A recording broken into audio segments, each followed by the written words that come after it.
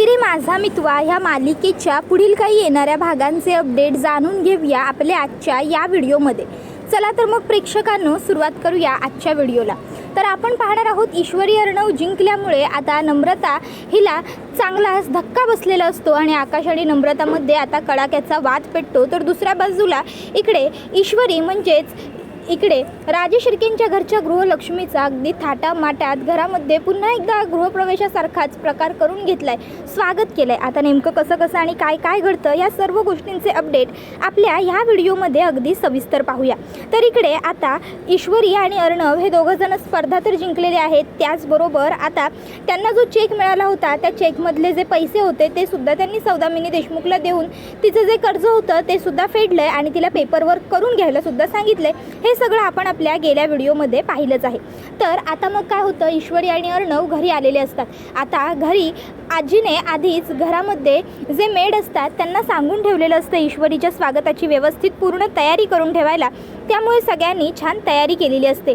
मग ईश्वरी आणि अर्णव आल्यावर आजी त्यांना तिथे दरवाजातच थांबवते आणि मग आता आजी छान त्यांच्यावरून भाकर तुकडा वगैरे ओवाळून टाकते, पाण्याचा तांब्या ओवाळून टाकते। त्यानंतरनं मग आता आजी त्यांची मीठ मोहरीने दरवाजातच दृष्ट काढते। जर माझ्या मुलांना कोणाची दृष्ट लागली असेल, कोणाची इडापिडा का आली असेल तर त्यांची दृष्ट निघून जाऊ दे असं म्हणते। त्यानंतर त्या दोघा नवरा बायकोंचं छान पद्धतीने औक्षण करते आणि मग आता म्हणत असते आता दोघांनी आत या। त्यानंतर ते दोघं आत आल्यावर आजी पहिल्यांदा ईश्वरीला मिठाई चारते, अर्णवलाही मिठाई चारते आणि म्हणत असते खरंच आज तुमच्या दोघांमुळे माझ्या लेकीचं नाव राखलं गेलं। आज तुम्ही दोघांनी सात्विक फॅशन्स वाचवून फक्त कंपनी नाही तर माझ्या मुलीचं अस्तित्व जपलंय। एवढी वर्ष ती कंपनी माझ्या मुलीच्या नावाने चालत होती। माझी सात्विका कायमच लोकांना आपलंसं करायची, लोकांना जपायची आणि ह्या सात्विक फॅशनने सुद्धा अशीच कितीतरी माणसं जपली आहेत, कितीतरी माणसं जोडली आहेत, कितीतरी लोकांचे संसार ह्या सात्विक फॅशन्समुळे सुरू आहेत। आणि जर ही कंपनीच त्या सौदामिनीला मिळाली असती तर तिने काय केलं असतं देवालाच माहीत। आणि ईश्वरी आणि चिंटू तुम्ही दोघांनी तसं होण्यापासून वाचवलंय। ईश्वरी खरंच तुझ्यासारखी मुलगी ह्या घरात सून म्हणून आली हे या घराचं अहोभाग्यच। त्याबरोबर अंजलीसुद्धा म्हणते हो ना खरंच, म्हणजे खरं तर त्या सौदामिनी देशमुखांनी किती सगळे अडथळे आणण्याचा प्रयत्न केला या दोघांच्या वाटेत, पण हे दोघंजणं अजिबात डगमगले नाही। खरं जर बघायला गेलं ना तर ईश्वरी तुझ्यासारखी मुलगी मी आजपर्यंत कुठेच पाहिलेली नाही आहे। अगं काय तुझे पेशन्स लेवल आहेत, म्हणजे एका पॉईंटला तर इतका चिंटू पेशन्सफुल असूनही त्याचे पेशन्स हरवले। तो म्हणजे एका क्षणासाठी सैरभैर झाला जेव्हा आईचं त्याने तुटलेलं मशीन पाहिलं। मी मामा इवन आपले शिर्के ते सगळे आम्ही एवढे म्हणजे तुटून गेलो, आता काय करायचं कसं करायचं सगळे पॅनिक झाले। पण ईश्वरी तू मात्र अजिबात धीर सोडला नाहीस हो। तुला ते मशीन जोडायचं कसं, काय करायचं कसं करायचं हे माहीत नसताना सुद्धा चिंटूला ठामपणे म्हणालीस की तुम्ही जा म्हणून, आम्ही हे मशीन जोडून आणतो म्हणून। खरंच तुझ्यासारखी हुशार आणि टॅलेंटेड मुलगी ना मी नाहीच पाहिलेली। माझा तुझ्याबद्दल खूप गैरसमज झाला होता, पण खरंच सांगते ईश्वरी मी तुला जेव्हा पहिल्यांदा बघितलं होतं ना तीच माझी नजर अगदी चोख ठरली होती तुला ओळखण्यासाठी। आता हे सगळं काही नम्रताला बघून राग येत असतो, कारण सगळीकडे फक्त ईशूचंच कौतुक सुरू असतं, नमूकडे कोणी बघतच नसतं। तर दुसऱ्या बाजूला इकडे जो आकाश बसलेला असतो तो सुद्धा म्हणत असतो की हो ना खरंच, म्हणजे जेव्हा दादाचं मशीन आलं नव्हतं ना तेव्हा एका पॉईंटला मला सुद्धा भीती वाटली होती, मला सुद्धा टेन्शन आलं होतं की आता काय होईल कसं होईल, दादाचं मशीन नाही आलं तर दादा कसा खेळेल, कसा जिंकेल, काय करेल। कारण मला ही तर खात्री होती की एकदा की मशीन आलं की दादा काम करेल म्हणून, पण मशीन येईपर्यंत खूप काळजी वाटत होती। जेव्हा ईश्वरी दादाचं मशीन तिकडे घेऊन आली ना तेव्हा कुठेतरी जाऊन माझ्यासुद्धा जीवात जीव आला आणि मग मला खात्री होतीच की दादा आता मस्त चौके सिक्सर मारणारच आहे ते। पण आता ही खरं तर कमाल जी झाली ती ईश्वरीमुळेच। आजचं जितकं क्रेडिट दादाला जातं ना, म्हणजे ॲज अन डिझायनर म्हणून त्याने खूप चांगलं काम केलं, त्यापेक्षाही जास्त क्रेडिट ईश्वरीला जातं। जर तिने मशीन वेळेवरती आणलंच नसतं ना तर दादाने ड्रेस डिझाईन करून सुद्धा त्याचा काही उपयोग झालाच नसता खरंच। त्यामुळे ईश्वरीने तर खूप कमाल करून दाखवली। त्याबरोबर मग मामा म्हणतो नाही बरोबर आहे तुम्हा सगळ्यांचं, ईश्वरीने आणि अर्णवने दोघांनी तर कमाल केलीच, पण त्या दोघांच्याही कामामध्ये सतत खोडा आणणारा तो म्हणजे स्पॉन्सर आठवतं आहे ना, त्या स्पॉन्सरने ह्या दोघांच्या वाटेत किती अडथळे आणण्याचा प्रयत्न केला.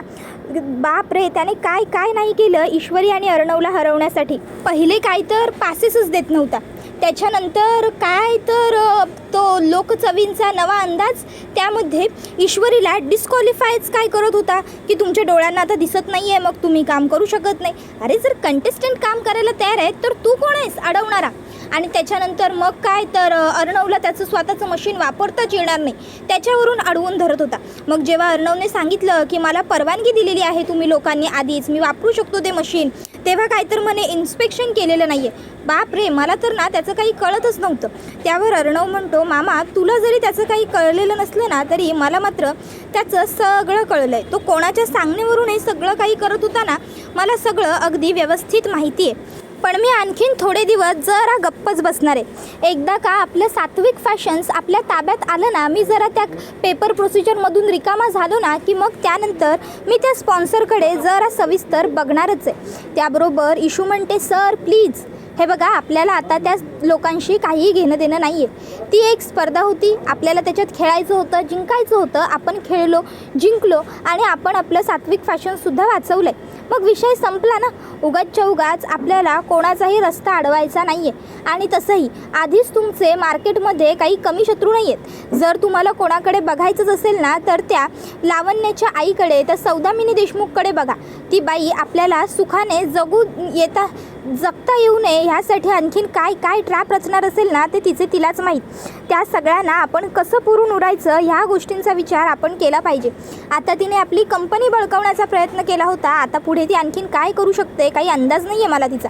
त्याबरोबर मग आता लगेचच आजी म्हणते, तिने कितीही आणि काहीही प्रयत्न केले ना तरी माझी खात्री आहे ईश्वरी तू तिला अगदी पुरून उरशील. अगं ती एवढी मोठी बाई तरीसुद्धा तू तिला अगदी सहज हरवलंस. तिला वाटतंय की सगळं पैशांनी विकत घेता येतं, पण ती हे विसरते की जेव्हा एखाद्या घरची लक्ष्मी एखाद्या घराच्या समोर ठामपणे उभी राहते ना तिच्या घराचं कुटुंबाचं संरक्षण करण्यासाठी, तेव्हा तिच्यासमोर ना कोणी जिंकू शकतं ना कोणी पुढे सरसावू शकतं. तिला फक्त पैशाचा जोर दिसतोय, पण घरातल्या कर्त्या स्त्रीचं अस्तित्व समजत नाही आहे. असो, तिला हळूहळू कळेल ती कोणाबरोबर लढण्याचा प्रयत्न करते ते.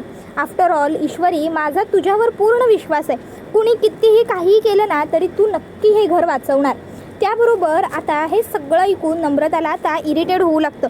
नम्रता विचार करते, काय सतत ही लोक ईश्वरीच्या नावाचा जप करत असतात. एवढं काय करते ना ही ईश्वरी, मला खरंच कळतच नाही आहे. मी सुद्धा या घरची सून आहे, पण माझ्याकडे मात्र कोणाचं लक्षच नाही आहे. सतत आपलं ईश्वरी. आता एखादा बघा नाही तर मठच बनवा ईश्वरीच्या नावाचा, असा विचार करत नम्रता तिकडनं निघून चाललेली असते. आता नम्रता तिकडनं जात असताना आकाश आता तिचा हात पकडतो आणि नम्रताला तिकडनं थांबवून घेतो. त्यावेळी नम्रता आकाशला हळूच कानात पुटपुटत म्हणते, कशाला थांबवताय मला, हात सोडा माझा आकाश, मला जाऊ द्या. त्यावेळी आकाश तिला नजरेने खुणावतो, नम्रता गप्पपणे इथे उभी राहा.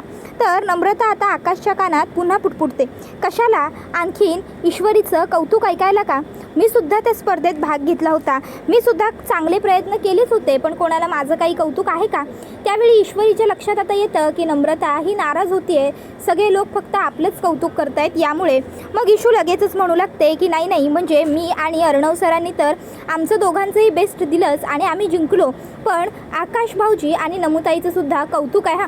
त्या दोघांनी सुद्धा त्यांच्या परीने पूर्ण प्रयत्न केले. जर वेळेवरती आकाश भाऊजी आले नसते मशीन दुरुस्त करायला मदतीसाठी तर मशीन दुरुस्त करायला आणखीन वेळ लागला असता, अर्णव सरांचा वेळ वाया गेला असता. त्यामुळे आकाश भाऊजी आणि नमुताईचं सुद्धा क्रेडिट आहेच की आम्ही जिंकण्यामध्ये, म्हणजे त्यांनी त्यांचं कामाचा विचार न करता आमच्या मदतीचा विचार केला आणि आम्हाला मदतीसाठी हात पुढे केला. आणि नमुताईने तर काय छान चविष्ट इंदोरी पोहे केले होते आणि त्याच्यावरती किती छान तिने डेकोरेशन सुद्धा केलं होतं. मला सगळं बोललेत ना अर्णव सर. त्यावेळी अर्णव इशूकडे बघतो तर इशू त्याला नजरेने थोडा वेळ गप्प बसा असं खुणावते. त्यानंतर ती म्हणत असते, आणि आकाश भाऊजींनी जो ड्रेस बनवला होता तो सुद्धा खरोखर खूप छान होता आणि फॅशनेबल सुद्धा होता. आकाश भाऊजी, आपण ना एक काम करू, त्या ड्रेसचं नाव आपण काहीतरी ठेवूया, काहीतरी डिसाईड करूया त्या पॅटर्नचं नाव, आणि तो पॅटर्न आपण सात्विक फॅशनच्या तर्फे लॉन्च करूया. काय वाटतं तुम्हाला हो? त्याबरोबर अर्णव ईश्वरीकडे बघत बसतो. तर ईश्वरी ही म्हणत असते, आणि नमुताई, अगं तू इतका छान इंदोरी पोहे बनवतेस, तुझा नंबर आला त्या पोह्यांमुळे दुसरा. मग मला काय वाटतं माहिती आहे का, तू ना आपल्या क्लाउड किचनमध्ये सुद्धा आता इंदोरी पोहे सुरू करायला हवेस. जर तू तसं केलंस तर खरोखरच आपल्याला खूप फायदा होईल. आता या सगळ्यावर नमू काहीच बोलत नसते. इशू म्हणते, खरं तर तुम्हा सगळ्यांना एक गंमत सांगू का, म्हणजे माझा नंबर वगैरे आला हे सगळं काही ठीक आहे, पण जर खरं बघायला गेलं ना तर माझ्यामध्ये आणि नमुताईमध्ये नमुताई खूप जास्त सुगरण आहे. म्हणजे पहिल्यापासून नमुताई आहे ना, ती खूप चांगला स्वयंपाक बनवते, अगदी माझ्याहीपेक्षा उजवा. त्याबरोबर आता पुढे इशू म्हणते की मला नमुताईनेच बऱ्याच गोष्टी शिकवल्या आहेत. आता नमूला कळत असतं की ईश्वरी उगाच फक्त तिचं मन राखण्यासाठी हे सगळं काही खोटं खोटं बोलते. पण आता नमू काहीच बोलत नाही. खरं तर नमूला इशूचा राग येत असतो. ती म्हणते, मी आलेच हां, नाही मला ना जरा आईला कॉल करायचं आहे. नमू बेडरूममध्ये निघून येते इशू कौतुक करत असतानाच. इशू आता ताई अगं एवढं बोलते सुद्धा, पण नमू काही तिचं ऐकत नाही आणि तिथे थांबतही नाही. त्यानंतर मग आता खोलीत येऊन नम्रता आदळापट करते, चिडचिड करते की काय गरज आहे ईश्वरीला माझं खोटं कौतुक करून माझ्या जखमेवर आणखीन मीठ चोळण्याची. काय हिला अजून महान बनायचं आहे सगळ्यांच्या नजरेत, की बघा बघा मी जिंकली आहे, माझा नंबर आला आहे, बघा बघा तरी मी कसं हिचं कौतुक करते, कसं या नम्रताचं सांत्वन करते. कोणी सांगितलं हिला माझं सांत्वन करण्यासाठी? कोण आहे ही एवढी? हां, काय गरज आहे हिला नको तिथे लुडबुड करण्याची, नको तिथे शहाणपणा करण्याची. प्रत्येक वेळी स्वतःला काय शहाणी समजते ना ते तिचं तिलाच माहिती. तिला असं वाटतं ती काय वागते, ती काय करते ते फक्त तिचं तिलाच कळतं. पण तिला या गोष्टीचा विसर पडतोय की मी सुद्धा नम्रता आहे. आणि ठीक आहे ना, ह्यावेळी जरी ही ईश्वरी जिंकली असली ना तरीही पुढच्या वेळी मी माझे बेस्टच देईन, आणि आता मी माझा मान काही झालं तरी ह्या घरात मिळवेनच. मग अगदी त्यासाठी मला भांडावं लागलं ना माझ्या हक्कांसाठी तरीही चालेल. इतक्यात त्या ठिकाणी आकाश आलेला असतो. आकाश तिकडे येतो आणि नम्रताला म्हणत असतो, नम्रता कुठली पद्धत आहे ही, थेट तिकडनं निघून का आलीस तू? अगं ईश्वरी तिकडे तुझं माझं आपलं कौतुक करत होती ना, मग तरीही तुला तिकडे थांबायला काय हरकत होती?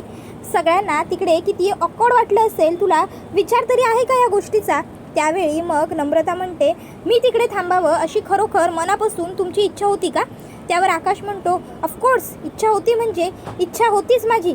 नम्रता म्हणते, का होती तुमची इच्छा मी तिकडे थांबावं अशी? कोणाला काय फरक पडला मी तिकडे न थांबण्याने? सांगा ना, पडला का काही कोणाला फरक? कोणाला काहीही वाटलेलं नाही आकाश. उगाच तुम्हीच मला तिकडे थांबायला फोर्स करत होतात. सगळ्यांना फक्त issue issue issue issue issue एवढंच दिसतंय. इशूच्या पुढे कोणाला काही जग दिसतं की नाही मला ना तेच कळत नाही या घरात. अहो एवढं काय केलंय तिने? एक स्पर्धा जिंकली तर एवढं कौतुक. तसंही स्पर्धा जिंकण्याआधीपासूनच सगळ्यांना इशूचंच खूप जास्त कौतुक होतं. माझ्याबद्दल तर कोणाला काही वाटतच नाही. ह्या घरात नवीन सून म्हणून मी आले होते, पण साधं कुणी नवीन सून म्हणून तरी माझं कौतुक केलं का हो? नाही.